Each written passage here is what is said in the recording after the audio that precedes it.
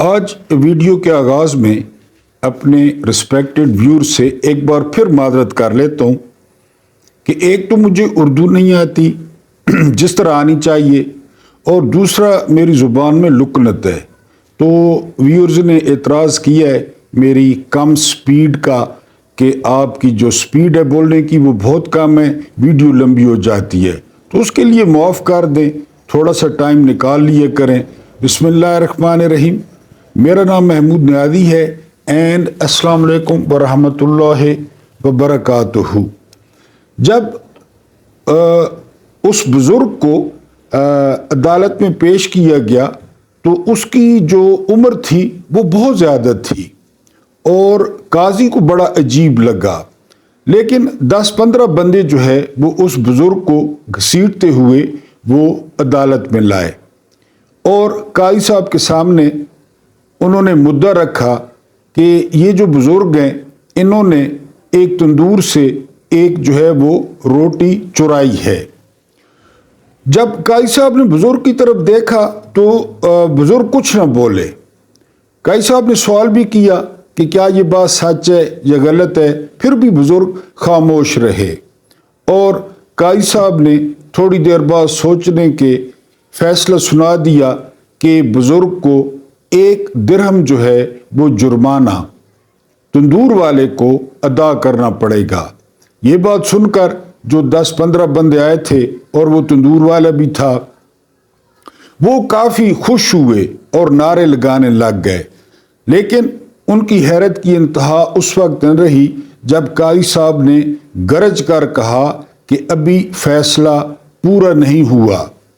سارے لوگ چپ کر گئے تو قاضی صاحب نے مزید فیصلہ سناتے ہوئے کہا کہ یہ جو 15 بندے ہیں جو اس بزرگ کو لائے ہیں اور یہ جو تندور والا ہے یہ اور بزرگ کے گھر کے ارد گرد جو 3 گلیاں ہیں وہ ساری جو ہے نا وہ آبادی وہ ہر پہلی کو 50 درہم جرمانہ وہ بزرگ کو پے کرے گی۔ لوگ بڑے حیران ہوئے تو قاضی صاحب نے وضاحت کی کہ اگر بزرگ چور ہوتے، پیشہ ور چور ہوتے تو پیشہ ور چور جو ہے وہ اپنی صفائی میں بڑی زبردست بات چیت کرتے ہیں، بزرگ خاموش رہے، اور اگر انہوں نے چوری کی بھی ہے، 1 روٹی کی چوری کی ہے تو شرم سے ڈوب مرو تم لوگ اور یہ جو ہے وہ تندور والا اور بزرگ کے گھر کے آس پاس جو 4 گلیاں ہیں وہ بھی، کہ جن کو اتنا نہیں پتا کہ ان کے پڑوس میں ایک بزرگ جو ہے وہ بھوکا ہے۔ اور جہاں پہ بات ختم کی قاضی صاحب نے کہا کہ قانون ضرور اندھا ہوتا ہے لیکن جج اندھا نہیں ہوتا، جج سارا کچھ دیکھتا ہے اور جج سارے معاشرے کو دیکھتا ہے۔ یہ میں نے تمہید اس لیے باندھی ہے کہ آج سپریم کورٹ آف پاکستان نے آنریبل چیف جسٹس قاضی فائز عیسیٰ کی صدارت میں جو بینچ بنا تھا، انہوں نے نواز شریف کی جو نااہلی تھی تاحیات اس کو ختم کر دیا ہے کہ یہ اب 5 سال ہوگی۔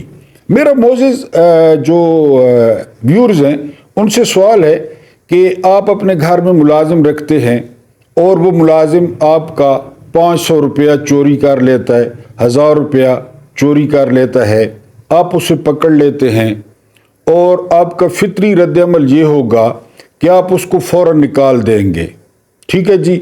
لیکن پھر اگر میں سفارش کرتا رہوں، کوئی اور آپ کا عزیز سفارش کرتا رہے، آپ اس کو نہیں رکھیں گے۔ آپ کیوں نہیں رکھیں گے؟ کیونکہ آپ اس کو بھگت چکے ہیں اور آپ کہیں گے کہ میں نے خود اسے چوری کرتے ہوئے اپنے ہاتھوں سے پکڑا ہے، لہٰذا میں اسے دوبارہ ریسٹور نہیں کر سکتا۔ لیکن اس کیس کا یہ جو کیس تھا نا، یہ سب سے زبردست آنریبل چیف جسٹس قاضی فائز عیسیٰ نے خود لڑا تھا۔ یعنی نواز شریف کو کسی وکیل کی ضرورت نہیں تھی کہ آپ کہیں کہ ان کو کسی وکیل کی ضرورت تھی۔ نواز شریف کا کیس وہ قاضی فائز عیسیٰ نے خود لڑا تھا اور پھر آپ کو مزے کی بات بتاؤں کہ اس کا فیصلہ کرنے والے بھی خود تھے. لیکن یہ بھی آپ کو یاد دلاتے چلوں کہ آنریبل جسٹس یحییٰ آفریدی نے اس فیصلے سے اختلاف کیا ہے اور 6-1 سے یہ فیصلہ آیا ہے. یعنی 6 ججوں نے چیف جسٹس سمیت اس کی حمایت کی ہے اور یحییٰ آفریدی صاحب نے اختلافی نوٹ لکھا ہے. بہرحال کیوں لکھا ہے یہ تو آفریدی صاحب جانتے ہیں، وہ بھی باقی ججوں کے ساتھ ہی چلے جاتے تو اچھا تھا. تو یہ کیس جو ہے وہ قاضی فائد عیسی نے خود لڑا تھا، اور کیونکہ انہوں نے دلائل دیے تھے کہ توبہ کا جو ہے وہ دروازہ کھلا ہے.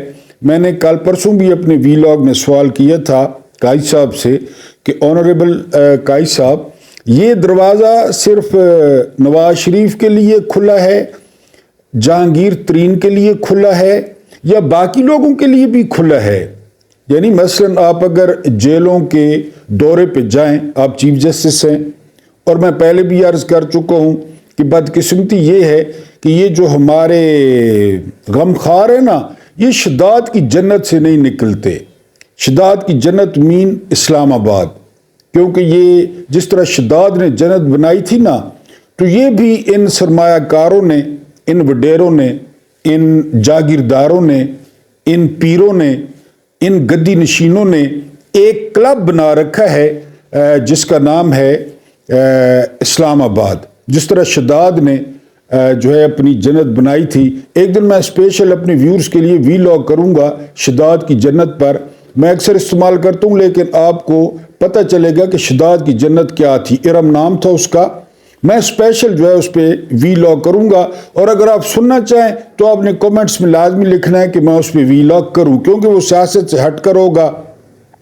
تو میں آپ کی فرمائش انشاءاللہ پوری کروں گا. قصص الانبیاء سے میں شداد کی جنت آپ کے لیے ویلاگ اس پہ کروں گا، لیکن یہ آپ نے کومنٹس میں بتانا ہے. تو بہرحال یہ جو شداد کی جنت ہے نا، یہاں پہ ہمارے غمخوار رہتے ہیں اور یہ یہاں سے نہیں نکلتے. قائد صاحب کبھی جائیں نا اڈیالہ جیل میں، قائد صاحب کبھی جائیں سینٹرل جیل میاں والی میں، قائد صاحب کبھی جائیں بھاولپور جیل میں. میں نے آپ سے پہلے بھی عرض کیا کہ ہمارے جو خلفاء تھے نا، خلفائے راشدین، یعنی وہ جو 4 خلفاء تھے، وہ رپورٹس پر انحصار نہیں کرتے تھے، اور ان کا یہ طریقہ تھا کہ وہ رات کو خود گلیوں میں چکر لگا کے، آبادیاں اتنی نہیں تھیں، آبادیاں دور بھی نہیں تھیں، یہ بات بھی درست ہے. بہرحال وہ فرسٹ ہینڈ نالج خود لیتے تھے، لوگوں کی کیا پوزیشن ہے اور لوگ کس طرح گزارا کر رہے ہیں. لیکن اگر اس وقت آبادیاں کم تھیں تو اب کمیونیکیشنز ہیں، ایسی گاڑیاں ہیں، ان کے پاس ہیلی کاپٹر ہیں، ان کے پاس جہاز ہیں. یہ کسی بھی ضلع میں جا کر کسی بھی جیل کا وزٹ کر سکتے ہیں اور وہاں پہ صرف پوچھ سکتے ہیں کہ نواز شریف کے لیے جی توبہ کا دروازہ کھلا ہے، اور آپ کے لیے بھی کھلا ہے، آپ لوگ بھی توبہ کر لیں.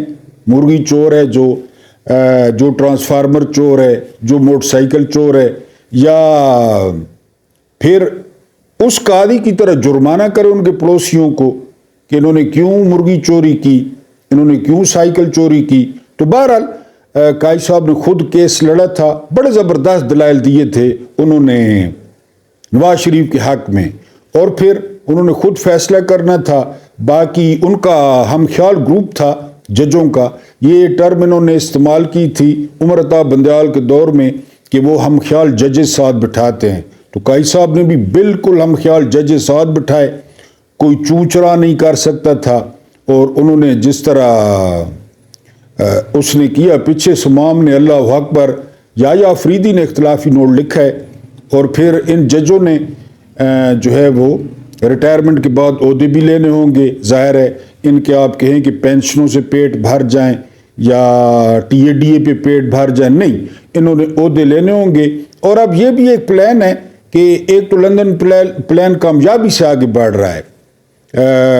نواز شریف اہل ہو گئے، اب ان کو جو ہے نا وہ کسی طرح وزیر اعظم بنوایا جائے گا. اور پھر اس کے بعد ایک نئی تھیوری مارکیٹ میں ہے کہ جو جج کی ریٹائرمنٹ کی عمر ہے نا، تو وہ 65 سے بڑھا کر 70 کر دی جائے گی، کیونکہ نواز شریف کو کیڑا تنگ کرے گا، نواز شریف پنگا لے گا، تاکہ قاضی صاحب بیٹھے ہوں، یعنی نواز شریف کا جو پورا ٹینیور ہو نا وہ قاضی صاحب پورا کروائیں، کہ سپریم کورٹ میں کوئی مسئلہ جائے وہاں پہ آصف سعید کھوسا نہ ہو، وہاں پہ جو ہے وہ عظمت سعید شیخ نہ ہو، یعنی کوئی بندے نہ پتر نہ ہوئے، یہی بیٹھے ہوں اور انہی کے مطابق جو ہے وہ نواز شریف کو فیور کیا جائے اور ان کے 5 سال پورے کرائے جائیں۔ ایک بات بہرحال اپنے ویور سے سانجھی کرنی تھی کہ نااہلی ختم کر دی گئی ہے، لیکن یہ نہیں کہا گیا کہ یہ چور نہیں ہے، یہ نہیں کہا گیا کہ یہ بھگوڑا نہیں ہے، یہ نہیں کہا گیا کہ یہ مفرور نہیں ہے، یہ نہیں کہا گیا کہ یہ اشتہاری نہیں ہے۔ وہ سارے ٹیگز رہنے دیے گئے ہیں کہ کسی وقت کام آئیں گے۔ میں نے ایک دفعہ آپ کو بتایا تھا کہ یہ جو عدالتیں ہیں نا، یہ انصاف والی عدالتیں نہیں ہیں، یہ فیسیلیٹیٹر ہیں۔ یہ باہر دیکھتی ہیں ہوا کا رخ کس طرف ہے، یا یہ اس کو دیکھ کر، ماحول کو دیکھ کر اپنے آپ کو ایڈجسٹ کر لیتی ہیں۔ میں اس کی آپ کو مثال دوں گا کہ عثمان ڈار غائب ہوئے اور پھر وہ برآمد کہاں سے ہوئے؟ کامران شاہد کے پروگرام سے۔ کسی جج کو غیرت آئی، کسی عدالت کو غیرت آئی، انہوں نے بات ٹھیک ہے، کیونکہ ماحول اس طرح چل رہا تھا۔ ایک اسلام آباد کے آنریبل جسٹس نے کہا، جب میرا خیال ہے بندے کا نام مجھے یاد نہیں آ رہا، شہریار آفریدی تھے یا کوئی، جب ان کو 2014 دفعہ گرفتار کیا گیا تو جج صاحب نے ہنستے ہوئے کہا تھا کہ یار تم بھی پریس کانفرنس کر لو اور جان چھڑو۔ تو یہ do in room as Romans do, تو یہ آپ کہیں کہ مولا علی نے کہا تھا نا کہ کوئی نظام جو ہے وہ کفر پہ چل جاتا ہے، ظلم پہ نہیں چلتا، تو یہ نظام چل رہا ہے۔ کل جب پرسوں 4 روپے اور 35 پیسے فی یونٹ بجلی میں اضافہ ہوا ہے، تو اسی طرح چلتا ہے نا نظام۔ جب عدل نہ ہو، جب انصاف نہ ہو، تو نظام اسی طرح چلتا ہے جس طرح چل رہا ہے۔ اور آپ لوگوں کی مرضی ہے، میری مرضی اس میں شامل ہے کہ یہ نظام چلتا رہے تو چلتا رہے گا۔ قاضی صاحب کو مبارکباد، بہت بہت، انہوں نے کیس بڑا زبردست فائٹ کیا اور پھر اس کا فیصلہ بڑا زبردست سنایا اور نااہلی ختم کر دی۔ چیف جسٹس جو ہے وہ پی ٹی آئی کو سننا ہی نہیں چاہتے۔ کوئی لوگ کہہ رہے ہیں کہ جی وکلا جو ہے نا وہ کمزور کیس لڑ رہے ہیں، ہوگا، میں تو وکالت یا قانون نہیں جانتا، سوشل میڈیا پہ تھا کہ وکیلوں نے تیاری نہیں کی، لیکن وکیل کیا تیاری کرتے؟ یعنی آج مسرت ہلالی صاحبہ نے پوچھا ہے کہ ہم سب ٹی وی پہ دیکھ رہے تھے، الیکشن کمیشن کے ڈی جی لا سے پوچھا کہ ہم دیکھ رہے تھے لوگ اغوا ہو رہے تھے، کاغذات چھینے جا رہے تھے، تو مائک بند کرنا جو ہے وہ میرا خیال ہے جسٹس قاضی فادی صاحب بھول گئے تھے، تو انہوں نے مسرت ہلالی صاحبہ کو ڈانٹ دیا کہ آپ میرے بات کے درمیان کیوں بول رہی ہیں۔ اور پھر ایک اور بات آپ کے سامنے رکھوں کہ قاضی فادی صاحب کہہ رہے ہیں کہ ایم پی اوز جاری کرنے سے الیکشن کمیشن کا کیا تعلق ہے؟ وہ آروز جن کو قاضی فادی نے لگایا، وہ آروز ایم پی اوز جاری کر رہے ہیں اور قاضی صاحب پوچھ رہے ہیں کہ اس سے کیا تعلق ہے، الیکشن کمیشن کا کیا تعلق ہے۔ بھٹو صاحب کے کیس میں سی ڈی چلوائی گئی نسیم حسن شاہ کی، جب نسیم حسن شاہ اقرار کر رہے تھے کہ بھٹو صاحب کو سزا دینے کے لیے ہم پہ دباؤ تھا، وہ سی ڈی چلوائی گئی۔ لیکن سردار لطیف خان کھوسا کے بار بار اصرار پر کہ جی وہ سی ڈی چلائیں، سوارے ثبوت ہیں، کس طرح کاغذات چھینے جا رہے ہیں، کس طرح تائید کنندہ اور تصدیق کنندہ کو اٹھایا جا رہا ہے، کس طرح لوگوں کے گھر چھاپے مارے جا رہے ہیں، تو وہ سی ڈی قاضی فادی صاحب نے وہ بات سنی نہیں، وہ سی ڈی کی طرف گئے ہی نہیں۔ بلکہ ایک موقع پر قاضی فادی صاحب نے کہا کہ آپ لوگ الیکشن کو ملتوی کرانا چاہتے ہیں۔ ایک موقع پر انہوں نے کہا کہ آپ سمجھتے ہیں کہ پیپلز پارٹی اور نون لیگ آپ کے خلاف سازش کر رہے ہیں۔ مزے کی بات یہ ہے کہ وہ سردار لطیف کھوسا کو بار بار کہتے رہے کہ آپ سیاسی باتیں نہ کریں، اور ہر 2 منٹ بعد قاضی فادی صاحب خود سیاسی باتیں کرتے رہے۔ مثلا ایک موقع پر انہوں نے کہا کہ آپ کو پاکستان کے کسی ادارے پر بھی اعتماد نہیں ہے تو ہم کیا کر سکتے ہیں۔ تو وہ جو ہے وہ پی ٹی آئی کو سننے کے بالکل موڈ میں نہیں ہے، اور پی ٹی آئی والے قاضی فادی صاحب سے کسی خیر کی اور کسی انصاف کی توقع نہ رکھیں کہ آپ کہیں کہ وہ آپ کے ساتھ انصاف کریں گے یا ادھر سے کوئی خیر کی خبر آئے گی، ایسا نہیں ہو سکتا۔ ہاں، جس طرح ماحول چل رہا ہے یہ ہو سکتا ہے کہ تھوڑی سی خفت چھپانے کے لیے چودھری نظام الدین اور یہ عدالت وہ تھوڑا سا بیلنسنگ ایکٹ میں وہ بیٹ جو ہے وہ پی ٹی آئی کو دے دے. یہ بھی میرا تجزیہ ہے. نہ میں کوئی جو ہے نا پیش گوئی کرتا ہوں، نہ میں کوئی پہنچی ہوئی سرکار ہوں، کہ بیلنسنگ ایکٹ کے طور پہ شاید بیٹ دے دے. ورنہ قائد صاحب جو ہے وہ پی ٹی آئی کو نہیں سننا چاہتے. اب سردار لطیف خان کھوسہ کے بقول وہ 40 سال سے وکالت کر رہے ہیں. اسی طرح شعیب شاہین صاحب ہیں، اسی طرح حامد خان صاحب ہیں. حامد خان صاحب کی جو کتابیں ہیں وہ لاء کالجز میں پڑھائی جاتی ہیں. تو پھر اور کون سے وکیل کرے پی ٹی آئی؟ یعنی اب مجھے تو نہیں بلا کر وکیل کر سکتی نا کہ میں ان کا کیس پلیڈ کروں. بنیادی بات یہی ہے کہ قاضی فائز عیسیٰ صاحب جو ہے وہ پی ٹی آئی کو نہیں سننا چاہتے. میں نے کل پرسوں عرض کیا تھا کہ نواز شریف کا کیس جس ڈیکورم کے ساتھ انہوں نے سنا ہے، جو چہرے پر ان کے اطمینان تھا، جو ان کے چہرے پر روحانیت تھی، جو ان کے چہرے پر نور تھا، اور جس طرح انہوں نے عدالت کا ڈیکورم برقرار رکھا، وہ دیکھنے والا تھا. لیکن وہی قاضی فائز عیسیٰ صاحب اور سپریم کورٹ کی وہی بلڈنگ، جب پی ٹی آئی کا نام آتا ہے، عمران خان کا نام آتا ہے، پی ٹی آئی کا کیس آتا ہے، تو وہ تھڑا بن جاتا ہے. جس طرح رات کو لوگ بیٹھکوں میں کھلی گپ شپ کرتے ہیں سیاست پہ، سیاست دانوں پہ، اسی طرح قاضی فائز عیسیٰ صاحب کا وہ بیہیویئر ہو جاتا ہے. وہ جملے بازی کرتے ہیں اور وہ سیاسی باتیں کرتے ہیں اور وہ بہت زیادہ بولتے ہیں. یعنی وہ بولنے ہی نہیں دیتے، وکیل کو بولنے ہی نہیں دیتے، آگے سے فکرہ اچک لیتے ہیں اور پھر کسی اور طرف نکل جاتے ہیں. مثلا آج انہوں نے سردار لطیف کھوسہ نے کہا کہ میرے منشی سے چیزیں چھین لی گئیں. چلیں، منشی لفظ غلط ہوگا، وکیلوں کو پتہ ہوگا، لیکن ہم تو بڑے عرصے سے سن رہے ہیں. انہوں نے یہ بات کہ جی وہ سپریم کورٹ کے احاطے سے فائلیں چھن گئی، موبائل چھن گیا، ادھر وہ گئے نہیں، وہ منشی پہ کھڑے ہو گئے کہ آپ نے منشی کیوں کہا ہے، منشی کیا ہوتا ہے، آپ لوگ منشی کیوں کہتے ہیں. یہ یعنی میں نے کل بھی بتایا تھا، ان کی ٹیچر نے جو رپورٹ دی تھی کہ فائز از ویری ٹربلڈ بوائے اور ہی از وائلنٹ، ہی از نارسسٹ، اور اس کو پراپر میڈیکیشن کی ضرورت ہے. تو آپ روزانہ دیکھ لیں کہ فائلیں کسی نے چھین لی سپریم کورٹ کے احاطے سے، موبائل چھین لیا اور وہ منشی پہ کھڑے ہیں کہ منشی کیوں بولا ہے، منشی کیا ہوتا ہے. اور اس پہ وہ تو پی ٹی آئی والے بے فکر ہیں. وہ پی ٹی آئی والوں کے لیے کوئی خیر کی توقع نہیں ہے اور کافی عرصے تک خیر کی توقع نہیں ہے، کیونکہ جو لندن پلان ہے، جو پورا پلان بنایا گیا ہے، تو وہ عمر بھی بڑھا دی جائے گی. 65 سال سے وہ 70 سال یا 75 سال کر دیں، 80 سال کر دیں. جس طرح آج انہوں نے، حالانکہ اس کو آئین چینج کر سکتا تھا، قانون اس کو چینج ہی نہیں کر سکتا تھا، لیکن جایا آفریدی صاحب کا یہی موقف تھا نا کہ اس کے لیے آئینی ترمیم چاہیے، 2/3 اکثریت چاہیے، لیکن انہوں نے کر دیا. تو پھر کیا میں نے کیا کر لیا اور آپ نے کیا کر لیا، یا ہم کیا کر سکتے ہیں؟ اسی طرح ہو رہا ہے، 47 سے لے کر اسی تک ہو رہا ہے، اسی طرح ہو رہا ہے، اور یہ آگے بھی اسی طرح کرتے رہیں گے. کیونکہ میں نے بتایا کہ ان کا سارا کچھ حلوہ مانڈا لگا ہوا ہے. فرعون، شداد، نمرود نئی شکل میں آ گئے ہیں. اب ٹائی کوٹ پہنتے ہیں، این کے لگاتے ہیں اور وہ حکمرانی کر رہے ہیں. آپ نے بجلی کا سن لیا ہوگا، تو آپ نے وہ بجلی دینی ہے، بل آخری تاریخ سے پہلے جمع کرانا ہے. سہیل وڑائچ صاحب نے انٹرویو کیا ہے انوار الحق کاکڑ کا. تو انوار الحق کاکڑ نے، جو کہ قابض وزیر اعظم ہیں، غیر آئینی ہیں، غیر قانونی ہیں، غیر اخلاقی ہیں، ایکسپائرڈ ہیں، انہوں نے فرمایا ہے کہ جی 9 مئی کے جو شواہد ہیں وہ اس میں عمران خان تو نہیں ملے. سہیل وڑائچ صاحب نے سوال کیا کہ آپ تک رپورٹیں تو پہنچی ہوں گی، تو انہوں نے کہا جی بالکل رپورٹس جو ہے نا وہ مجھ تک پہنچی ہیں، لیکن جو رپورٹس ہوتی ہیں وہ مختلف ہوتی ہیں.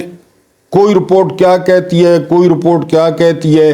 تو ابھی تو آپ اندازہ کریں کہ جس سکرپٹ پر یا جس ڈرامے پر یہ ساری بلڈنگ کھڑی کی گئی، پی ٹی آئی کی اینٹ سے اینٹ بجا دی گئی، کاغذات نامزدگی مسترد ہوئے، لوگ روپوش ہو گئے، لوگوں کو گھروں سے اٹھا لیا گیا، اور اس ڈرامے کو عرصہ کتنا ہو گیا، اور جو سو کالڈ وزیر اعظم ہیں، ظاہر ہے ہم پہ اب مسلط ہو گئے ہیں تو وزیر اعظم ہیں، وہ کیا فرما رہے ہیں کہ ابھی تک کوئی شواہد نہیں ملے. پھر اس کا کیا مطلب ہے؟ یعنی پھر شواہد، اب پھر وہ کمیٹی بن گئی ہے کہ کابینہ کی ایک کمیٹی بن گئی ہے جو 9 مئی کو پروب کرے گی. اس کا میرا خیال ہے مقصد یہی ہے کہ کوئی نئی چیزیں تلاش کی جائیں، کوئی جس طرح وہ پارٹ 2 نہیں ہوتا ارطغرل کا یا عثمان کا، کہ اب وہ 9 مئی تو ہم نے 9 مئی وہ تو سارا کر لیا، پھر اس کی گرد بھی بیٹھ گئی کہ 9 مئی چلیں جی. لیکن اب میرا خیال ہے یہ کمیٹی بنی ہے، یہ سیزن 2 ہے، یہ ارطغرل کا یا عثمان کا سیزن 2، 9 مئی سیزن 2 شروع ہونے جا رہا ہے جو کابینہ کمیٹی بنی ہے. اس میں مرتضیٰ سولنگی صاحب بھی ہیں، اس میں جو ہے نا وہ انوار اللہ کاکڑ صاحب بھی ہیں، اس میں جو ہے نا وہ ہیومن رائٹس کے منسٹر بھی ہیں. وہ 14 دن میں اپنی رپورٹ جو ہے وہ پیش کریں گے. میں نے کل بھی کہا تھا کہ ان 14 دنوں کو ڈاٹ کنیکٹنگ کر لیں کہ 14 دن بعد کیا ڈیٹ ہوگی یا الیکشن کتنا قریب ہوگا. اگر الیکشن نے ہونا ہے تو ابھی تک کوئی نہیں پتا، قطعی طور پہ کوئی نہیں پتا، کیونکہ آپ کو بار بار بتا چکا ہوں کہ انسان یہ بھول جاتا ہے کہ میں جو منصوبہ بنا رہا ہوں یہ اسی طرح ہوگا، بالکل اسی طرح ہوگا. ایک تو انسان منصوبہ بناتا ہے، ایک منصوبہ ہوتا ہے اوپر والوں کا، وہ کسی کو نہیں پتہ ہوتا، وہ صرف اوپر والوں کو پتہ ہوتا ہے. اور منصوبہ کامیاب کس کو ہوتا ہے؟ اوپر والے کا. وہ بہترین تدبیر کرنے والا ہے. یعنی جب کچھ نہیں تھا تو وہ تھا، جب کچھ نہیں ہوگا تو وہ ہوگا. تو اس کا منصوبہ وہ آخر پہ وہی جو ہے نا کام کرتا ہے. ابھی تک تو انہوں نے الیکشن نہیں کروانے اور ہم نے یہ کرنا ہے، نواز شریف کو وزیر اعظم بنانا ہے، کبھی کہتے ہیں صدر بنانا ہے، کبھی کہتے ہیں قاضی فائز عیسیٰ کو ایکسٹینشن دینی ہے. اس ملک کو ایکسٹینشنوں نے بہت خراب کیا ہے، بیڑا غرق کیا ہے ایک اور ایکسٹینشن سے ہی.